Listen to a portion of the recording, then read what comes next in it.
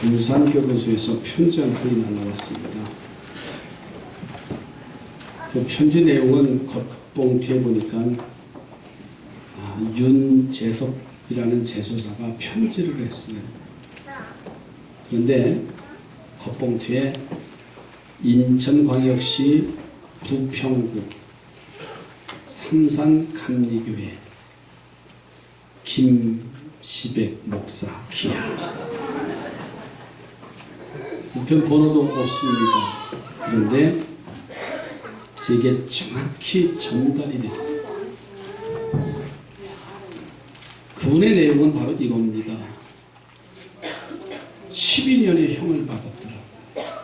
그리고 이제 6년을 살고 제가 전주로 알았는데 군산교도소에 와서 지금 제빵 그 직업훈련을 받고 있습니다.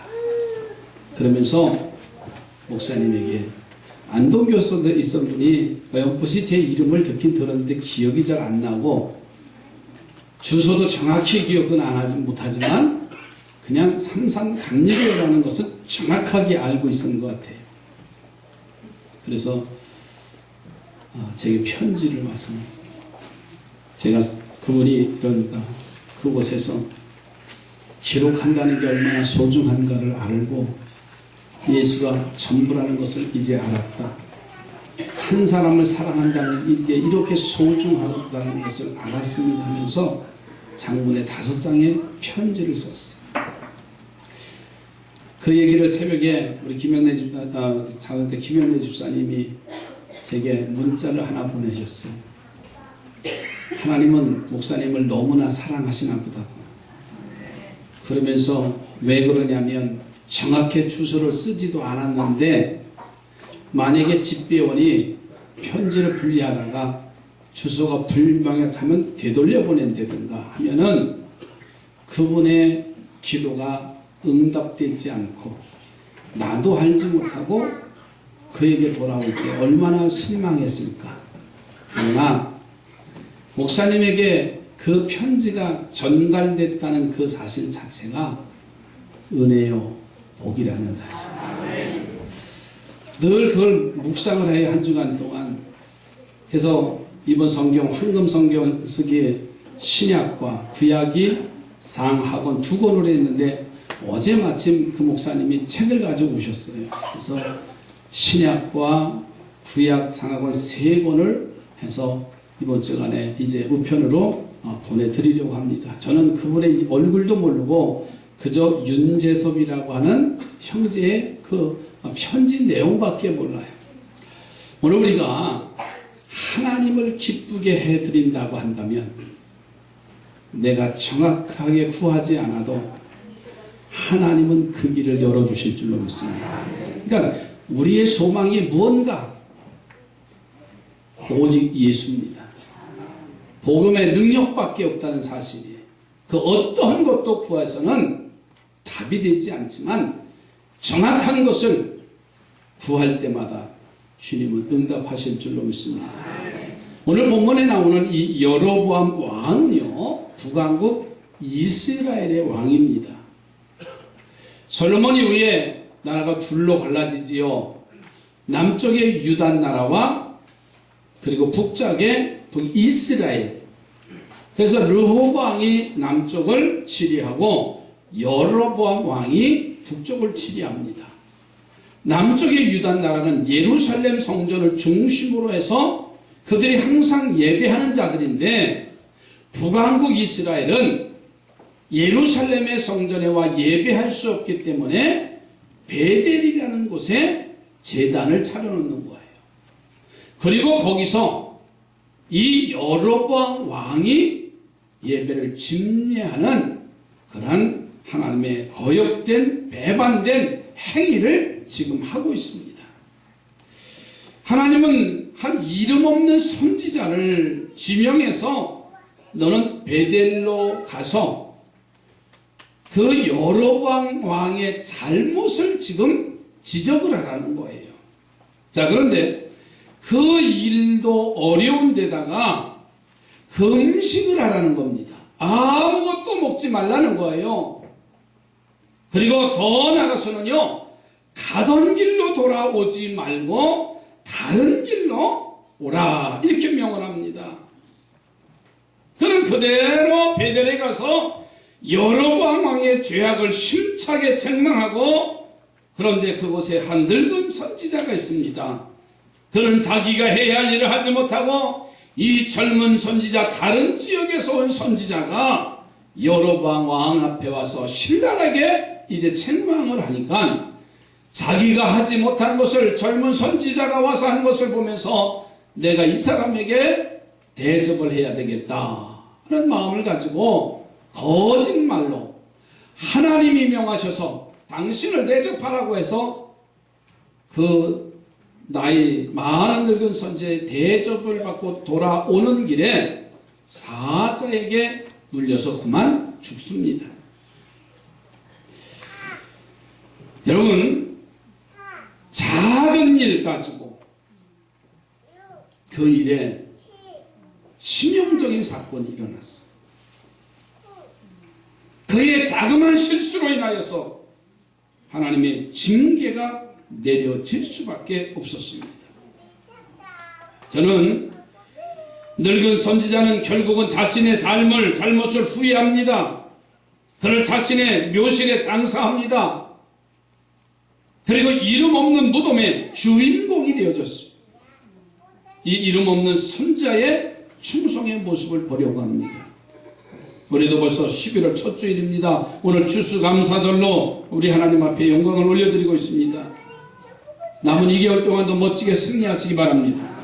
본문에 이름 없는 선지자의 충성된 자세를 함께 생각하려고 합니다. 우리가 감사하는 것은 기본이에요. 그러나 그 감사의 삶 속에 어떻게 내가 이름 없는 선지자처럼 충성을 할까? 이 말씀을 통해서 함께 은혜 받기를 바랍니다.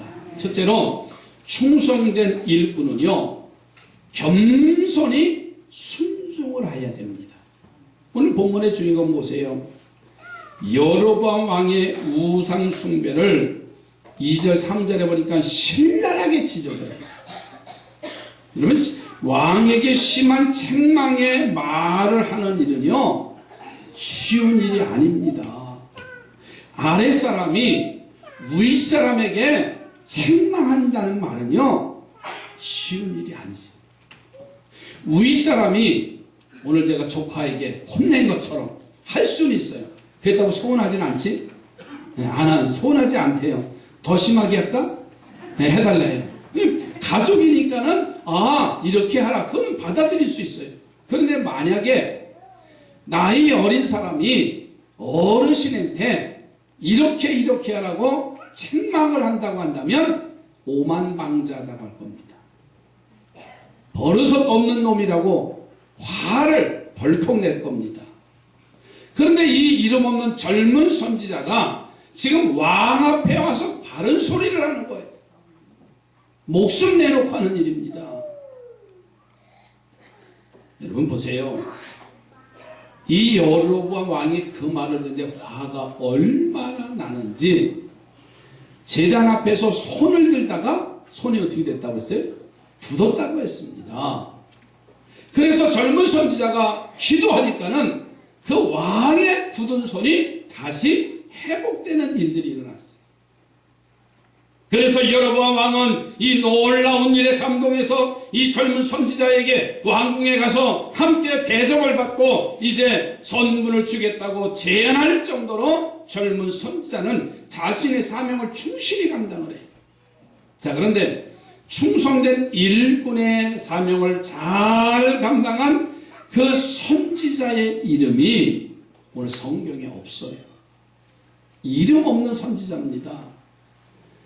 선지자의 역할을 제대로 하지 못했던, 물질에 어두웠던 발람 선지자도 성경에 기록되어져 있는데, 하물며 왕 앞에 바른 증거를 했던 이 젊은 선지자의 이름은 어디 가서 찾아볼 수도 없어요. 여러분, 이 말은요, 충성된 일꾼은 겸손해야 된다. 우리는 내 이름이 나고 다른 사람에게 나의 수고한 일이 알려지기를 원하는 게 오늘 우리의 모습입니다. 저도 마찬가지입니다. 누가 나를 좀 알아주면은요, 얼마나 좋은지 몰라요. 어제도 초등학교 동창 하나가 이제 아마 결혼식에 친구들 만나서 20회기에 대한 이야기를 알았나 봐요. 그들이 전화로 이시배 목사님이죠? 예, 이시배 목사입니다. 나 누구야? 그러면서 하는데, 야, 이 목사님 목회 열심히 하고 있다며? 아멘도 안 하시는 거 봐요. 그러면서 뭐 기독교 회장까지 다 했다며? 하면서 이야기해 주는데, 있잖아요. 만나고 싶더라. 나를 알아주니까, 나를 인정해 주니까. 여러분, 이게 사람이에요.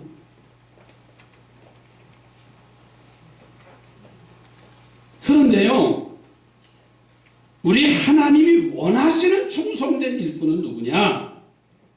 자신은 감춰지고 오직 하나님의 영광만 나타내는 겸손한 사람을 원하시는 줄로 믿습니다. 이런 하나님의 뜻을 예수님이 종려주일에 나귀를 타고 예루살렘을 입성하실 때 그 나귀들을 제공한 사람의 이름이 없습니다. 유월절 만찬을 제자들과 함께 할 때 그 방을 제공한 사람의 이름이 전혀 성경에 기록되어 있지도 않아요. 그러므로 우리는요, 이 진리를 깨달아서 겸손하게 주의 사명을 감당하는 충성된 일꾼이 되어지기를 주의 이름으로 축복합니다. 옆에 분하고 축복하십시다. 충성된 일꾼은 겸손합니다.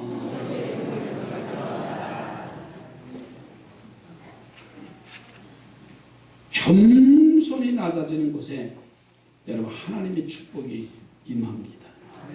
오늘의 본문의 선지자처럼 내가 겸손하면 하나님이 나의 이름을 존귀하게 높여주시고, 내가 겸손하면 하나님이 우리의 후대를 복되게 하실 것입니다.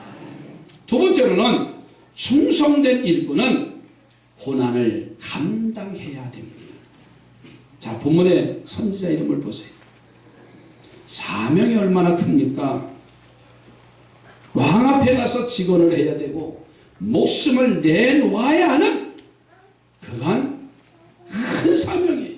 자, 그런데 그 중한 일도 있는데 어깨에다가 짐을 하나 더 얹어주셨어요. 그게 뭐냐면 금식하고 물도 마시지 말라는 거예요. 베델까지 가면 며칠의 길을 걸어가야 되는데 물도 마시지 말고 금식하라고 하는 거예요. 얼마나 어렵습니까? 잘 먹고 가서 담대하게 외쳐도 힘들 판인데 가서 금식하며 가라는 거예요. 두 번째로는 간 길로 돌아오지 말라는 말입니다. 여러분, 한 번 가는 길은 초행길은요 참 멀게 느껴집니다. 그런데 거기 초행길에 가서 일을 보고 마치고 돌아오는 그 길은요, 와서 그래, 아유 가까웠네. 왜? 오는 길에는 가는 길에 어려웠던 것이 익숙해져서 쉽게 집에까지 올 수가 있습니다. 그런데 그 길을 오지 말고 돌아오지 말고 다른 길로 가라고 말씀하신 것을 볼 수가 있어요. 이 말은요, 다른 길로 돌아와서 처음 길처럼 힘들고 어렵게 감당하라고 하는 뜻이 담겨져 있어요. 오늘 9절 말씀에 가서 보세요. 이는 곧 여호와의 말씀이 내게 명하여 이르시기를 떡도 먹지 말고 물도 마시지 말고 왔던 길로 돌아가지도 말라 하셨습니다. 그랬어요. 왕에게 가서 책망하는 일은 생명 걸고 하는 일입니다. 죽음을 담보로 하는 일입니다. 그것만으로도 감당하기 어려운데 하나님은 이 젊은 선지자에게 굶주리고 고난과 어려운 길을 선택해서 가라고 말씀을 하시는 거예요. 여러분, 사람은요 하던 일을 반복하면 쉬워요. 처음에는 어렵지만 그 하던 일이 계속 반복되어지면 삶이 습관이 돼서 그렇게 쉽지 않아요. 새벽 기도하라고 하시니까는 어쩔 수 없어서 나오는데 안 하다 보니까 코피 터지고 힘들고 어느 권사님은 출근해서 하루 종일 잠만 잔대. 잠에 취할 수밖에 없는 게 사실이에요. 그러나 그 힘든 과정을 또 하고 또 하고 또 하면 일어나게 됩니다. 저도 목회 초기에 새벽 기도는 하긴 했는데 한 기억이 안 나요. 왜 그럴까요? 훈련이 안 됐습니다. 그 시간에 일어나는 게 그렇게 쉽지 않아요. 그러나 지금은 30여 년의 세월이 지나니까는 일어난다고 하는 것은 그렇게 쉽지 어려운 일이 아니잖아요.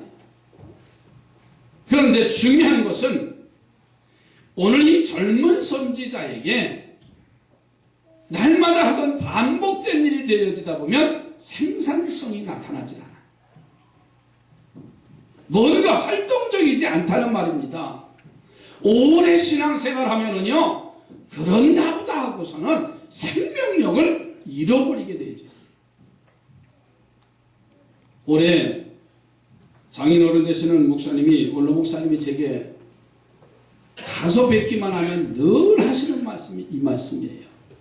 이 목사, 30년 동안 넘어서 목회하면서 삼성교회가 행복하고 건강하지만 정신 차려. 이 말씀을 제게 해주시는 거예요. 안주하지 마. 이 말씀이요, 늘 제 귀에 쟁쟁합니다. 나태하지 말라는 겁니다. 게으르지 말라는 말입니다. 뒤로 후퇴하지 말라는 메시지예요. 당신이 46년의 목회의 모든 선상의 삶의 모습을 보면서 많은 성도들을 봤잖아요. 이런 사람은 이렇게 해서 무너진 사람이 있고, 저런 사람은 저렇게 힘들고 어려운 가운데 이어간 사람이 있고, 수없이 봤잖아요. 목사라고 예외는 아닙니다. 늘 그 말씀을 주시는 거예요. 충성된 일꾼은 어려운 길을 가라고 말씀하시는 거예요. 여러분, 이 길은 십자가의 길입니다. 십자가 없이는, 복음 없이는 우리가 갈 수 없는 길이에요. 지난주에 예배했던 것이 오늘 그대로 답습된다면 생명력이 없는 무늬만 크리스찬, 껍데기만 교회, 생명력이 없다면 교회 값어치는 없을 겁니다. 그러나 생명이 있으면 그 믿음의 열매는 자동적으로 나타납니다. 그래서 이 젊은 선지자에게 그의 가는 길이 돌아오는 길로 가지 말고 익숙한 길로 가지 말고 고난의 길을 가라고 명령하시잖아요. 우리는 주의 일을 하다가 조금만 어렵거나 주의 일을 하다가 조금만 섭섭하거나 그러면 사명을 내팽개쳐버릴 때가 얼마나 많아요. 아름다운 결단을 하고도 내가 원하는 대로 일이 진행되지 않는다고 이런데도 내가 이렇게 충성할 필요가 있느냐면서 하루아침에 사명을 버리고 마치 불충성자로 일꾼이 아닌 불평꾼으로 변해버릴 때가 너무나 많다는 거예요. 내 마음에 맞지 않으면 틀린 것이고 나와 동행하지 아니하면 그 사람은 틀리다고 말하면서 우리는 가감없이 불평하고 불만할 때가 얼마나 많았습니까? 그러나 우리 하나님은 본문을 통해서 이 젊은 선지자의 모습을 보여주시면서 우리들에게 들려주시는 메시지는 고난은 충성된 일꾼이 당연히 감당하고 경험하는 것이다. 이 말씀을 전해주시는 겁니다. 우리는 내 물질, 내 시간, 내 땀을 들여서 충성하는 일보다는 내 자신이나 자식이나 재능을 남에게 보이는 일을 훨씬 더 중요하게 여기는 잘못된 누를 범할 때가 많다는 말입니다. 그러나 예수님은 우리들의 생각과 판단과는 전혀 다르시다는 거예요. 마태복음 16장 24절에 말씀합니다. 예수님께서 제자들에게 하십니다. 누구든지 나를 따라오려거든 자기를 부인하고 자기 십자가를 지고 나를 따를 것이니라 했습니다. 우리에게 어려운 십자가를 지고 자신의 자랑스러운 능력과 재능을 부인하라고 말씀하시고요. 골고다를 향해서 걸어가신 예수 그리스도를 따라오라고 명령하십니다. 그래야 주님의 일꾼이 되고 십자가의 종이 될 수가 있다고 명하십니다.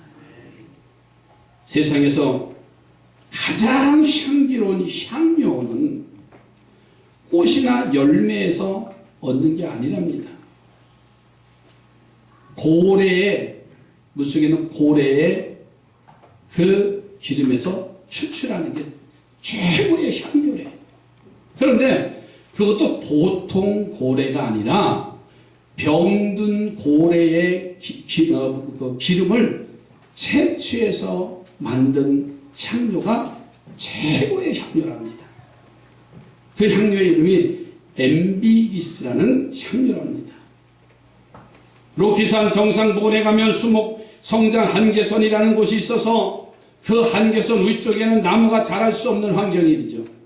그런데 이 수목 한계선 부근에서 자라나는 나무들이 있는데 이 나무들은 모진 비바람과 눈보라를 맞으면서 자랍니다. 꺾이기도 하고 옆으로 뉘어서 자라기도 하고 제목감이 될 수 없는 그러한 상황인데 그 나무의 재료를 가져다가 바이올린을 만들면 최고의 작품이 된답니다. 고난당한 나무, 다듬어진 나무, 쑥쑥 자란 그런 나무가 아니라 모진 비바람과 환란과 풍파를 맞았던 그 나무가 최고의 명품의 악기를 만들어갈 수 있다는 거예요. 사랑하는 성도들이여, 주의 사명을 감당하다가 눈물을 흘려보셨습니까? 주의 사명을 감당하다가 가슴이 아파오고 육체의 아픔까지 오는 고통을 경험해보셨습니까? 그래야 충족된 될 수 있잖아. 너무나 편한 목회를 하려고 하고 너무나 편한 신앙생활을 하려고 하는 게 오늘 우리의 현실이다. 목사끼리 싸워서 칼을 휘둘러야 되고 성도와 성도가 분란을 하고 원수처럼 지내야 되는 사건. 세상 사람들은 그렇지 않습니다. 술 한잔하고 만나서 화해하면 영원한 친구가 되는데 진리를 말하는 우리 그리스도인들은 왼수가 되고요. 적대관계가 되어지고요. 이것이 오늘 현실입니다. 왜? 고난을 짊어지려고 하지 않기 때문에 그렇습니다. 힘든 일을 하려고 하지 않기 때문에 그렇다는 사실. 주의 사명을 감당하는 저와 우리 성도들이 되어져 가시기 바랍니다. 오늘도 어려운 사명을 힘들게 감당하는 성도들이요, 오늘 주님이 주신 십자가의 고난을 기억하면서 우리도 그 고난을 지고 본문의 젊은 사자처럼 걸어가기를 주의 이름으로 축복합니다. 옆에 보고 축복하십시오. 고난을 감당하십시다. 여러분, 외면하는 게 아니라 그 고난은 짊어지고 가는 거예요. 좀 더디면 어때요? 내려놓지만 않으면 되잖아요. 그리고 한 걸음 한 걸음 숨을 헐떡이며 그 정상을 향해서 한 걸음 한 걸음 우리는 가는 크리스찬의 기독교인들의 모습을 보여줘야 됩니다. 그래야 세상 사람들이 교회를 향해서 우리를 향해서 손가락질할 수 없습니다. 저들은 우리에게 기대하는 바가 큽니다. 교회만은, 크리스찬들만은 빛과 소금의 역할을 감당해달라고 아우성치는 세상의 소리를 우리는 들어야 됩니다. 그에게 영적 자부심을 갖고 예수 믿는 게 부끄러운 게 아닙니다. 예수 믿는 게 미련한 게 아닙니다. 예수 믿는 사람은 떳떳하고요. 예수 믿는 사람은 자신 있고요. 예수 믿는 사람은요, 그 십자가를 지고 가는 겁니다. 부르심에 상급이 있기 때문에. 저 십자가를 지고 가는 오직 예수, 오직 천국, 예배의 승리자들이 되어져 가시기 바랍니다. 내가 했다고 남이 알아주지 않아도 괜찮습니다. 내가 원하는 대로 그 일이 이루어지지 않았다도 괜찮습니다. 묵묵히 십자가를 지고 주님을 따라서 골고다 언덕까지 올라갈 수 있으면 됩니다. 충성된 일꾼이 되어져 가길 주의 이름으로 축복합니다. 세 번째로는 충성된 일꾼은 작은 실수도 크게 보는 자라야 됩니다. 작은 실수도 크게 볼 수 있어야 돼요. 이 젊은 선지자가 자신의 사명을 잘 감당했어요. 그리고 돌아가는 길에 그곳에 있는 선배 선지자가 초청을 합니다. 자기가 할 일을 대신해준 젊은 선지자가 너무 고마워서 그는 하나님이 지금 너를 초청해서 해라고 했다고 18절에 보니까 거짓말을 해. 그래서 본문의 주인공 이 선지자는 그동안에 하나님의 명령이 바뀐 줄로 생각하고 같은 선지자인 선배가 자신을 속일 줄을 꿈에도 생각하지 못하고 그에게 들어가서 융숭한 대접을 받아요. 때문에 그는 가는 길에 사자의 공격을 받아서 죽임을 당합니다. 우연한 사고가 아니라 하나님의 징계의 결과임을 증명하기 위해서 그 사자가 그의 시체를 먹지도 않고 그가 타고 가던 나귀도 상하지 않게 하고 그 옆에 서 있다고 28절에 말씀하고 있습니다. 여러분, 이 선지자의 모습은 너무나 작습니다. 그의 주신 사명을 99% 완수하고 마지막 1%를 잘못했어. 거짓말한 늙은 선지자의 잘못이 더 크잖아요. 말하지 않았으면 그 생명도 잃지 않을 텐데 그는 자기가 하던 것 하지 못해서 미안해서 그를 융숭한 대접을 했는데 그 사실을 알았다면 잘못은 나이든 선지자가 더 큽니다.